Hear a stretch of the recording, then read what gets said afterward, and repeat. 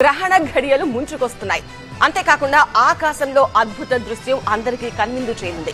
Blood moon గా పిలిచే ఈ తరహా చంద్రగ్రహణం గతంలో ఎప్పుడు చూడలేదని, ఇకపై ఎప్పుడు చూస్తామో కూడా ఊహించలేము అంటున్నారు సైంటిస్టులు. అసలు ఈ బ్లడ్ మూన్ స్పెషాలిటీ ఏంటి? ఎన్ని గంటలకు ఉండొచ్చు?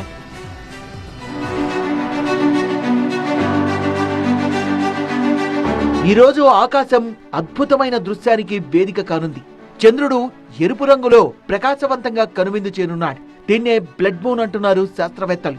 ఒక సంపూర్ణ చంద్రగ్రహణమని ప్రపంచవ్యాప్తంగా కోట్లాది మంది చూసే ఛాన్స్ ఉంటుందని చెప్తున్నారు.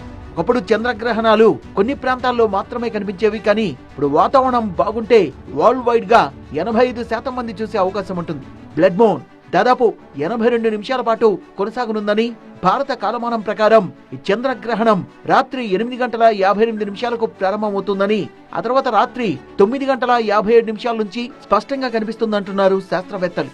అలాగే రాత్రి 11 గంటలకు సంపూర్ణ గ్రహణం మొదలవుతుందని, 11:41కి చంద్రుడు అత్యంత ఎర్రగా మారుతాడంటున్నారు.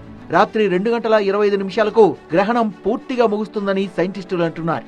చంద్రుడు పూర్తి ఎర్ర రంగులో ఉన్న దృశ్యాన్ని కనులారా వీక్షించాలంటే మాత్రం రాత్రి 11 గంటల నుంచి 12 గంటల 22 నిమిషాల మధ్య అంటున్నారు. హైదరాబాద్, ముంబై, ఢిల్లీ, చెన్నై, బెంగళూరు, కోల్కతాలో చంద్రగ్రహణం కనిపించినా కాంతిలో కాలుష్యంతో స్పష్టత ఉన్నదని, హిమాచల్, లడాక్, రాజస్థాన్, గుజరాత్, కూర్గుల్లో మాత్రం స్పష్టంగా కనిపిస్తుందని చెప్తున్నారు సైంటిస్టులు.